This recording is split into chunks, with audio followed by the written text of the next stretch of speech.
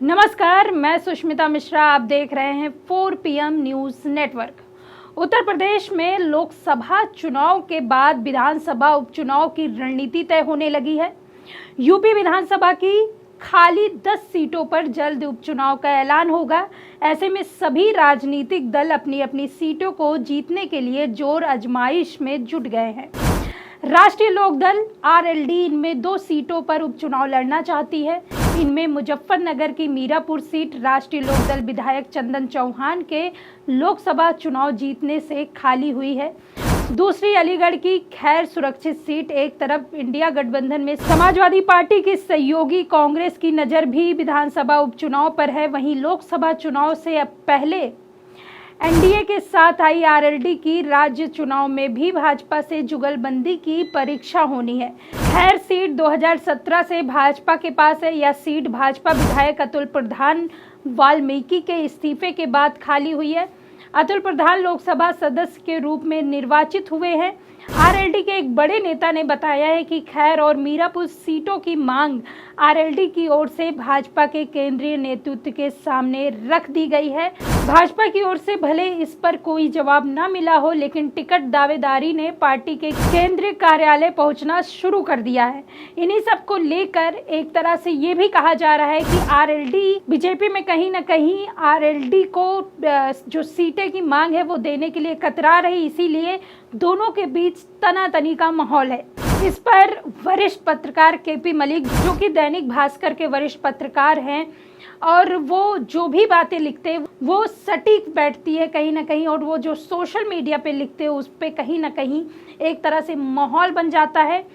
आपको बताते हैं उन्होंने क्या लिखा। उन्होंने सोशल मीडिया में उन्होंने बिग ब्रेकिंग लिखा। उसके बाद वो लिखते हैं, यूपी के उपचुनाव को लेकर भाजपा और रालोद में तनातनी का माहौल है। मतलब एक तरह से उन्होंने एक हेडलाइन दी है। उसके बाद वो लिखते हैं, लोकसभा चुनाव के बाद खाली हुई यूपी की 10 विधानसभा सीटों पर जल्द ही उपचुनाव होने हैं। रालोद विधायक चंदन चौहान के बिजनौर से सांसद बनने के बाद उनकी मीरापुर सीट भी खाली हो गई है। इस सीट को लेकर भाजपा और रालोद के नेताओं में खींचतान शुरू हो गई है। भाजपा नेताओं का कहना है कि हमारे सहयोग से रालोद ने अपनी दोनों लोकसभा सीटें तो जीत ली, लेकिन भाजपा को वोट दिलाने में रालोद नाकामयाब रही। यूपी में 2 सांसद 10 विधायकों के बराबर माने जाते हैं। इस नाते भी मीरापुर की सीट पर भाजपा का क्लेम बनता है। एक और जहां मुजफ्फरनगर के भाजपा के कई जाट नेताओं की नज़र मीरापुर की विधानसभा सीट पर है, वहीं दूसरी ओर बसपा के बिजनौर के पूर्व सांसद और हाल ही में रालोद में आए नेता की नज़र भी इस सीट पर है।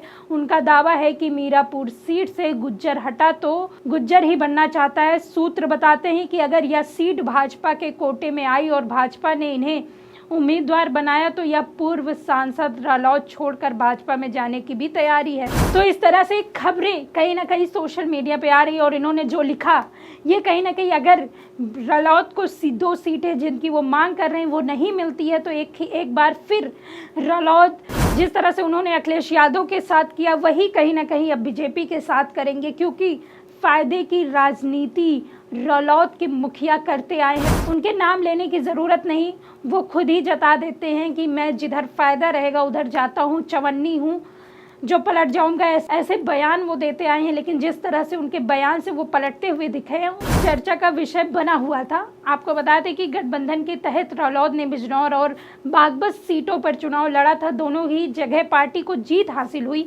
वहीं यूपी की कुछ और सीटें हैं जहां रालोद का प्रभाव माना जाता है। इन सीटों में अमरोहा, मेरठ, कैराना, मथुरा और मुजफ्फरनगर शामिल है। इनमें से चुनाव में भाजपा ने अमरोहा, मेरठ और मथुरा में जीत हासिल की है, और अब CSDS लोकनीति के सर्वे के बाद यह कहा जा रहा है कि इन तीनों सीटों पर भाजपा को रालोद से गठबंधन का फायदा मिला होगा। लेकिन ऐसी भी खबरें आ रही कि जब से रालोद भाजपा में गई है तो कहीं ना कहीं भाजपा को उसका नुकसान झेलना पड़ा है, और जो भाजपा चाह रही थी कि रालोद के आने से उनको फ़ायदा मिलेगा, लेकिन उनको नुकसान मिला है। तो ऐसी तमाम खबरें हैं। अब देखने वाली बात होगी कि ये नाराज़गी कहाँ जाएगी, और क्या वास्तव में रालोद प्रमुख फिर से पाला बदलते हैं। ये सब तो देखा जाएगा। फिलहाल आप इस खबर में क्या सोचते हैं, आप कमेंट करके ज़रूर बताइएगा और हमारे चैनल को लाइक, सब्सक्राइब, शेयर और ज्वाइन का बटन दबाना बिल्कुल मत भूलिएगा। तब तक के लिए देखते रहिए 4 PM न्यूज़ नेटवर्क। मैं सुष्मिता, नमस्कार।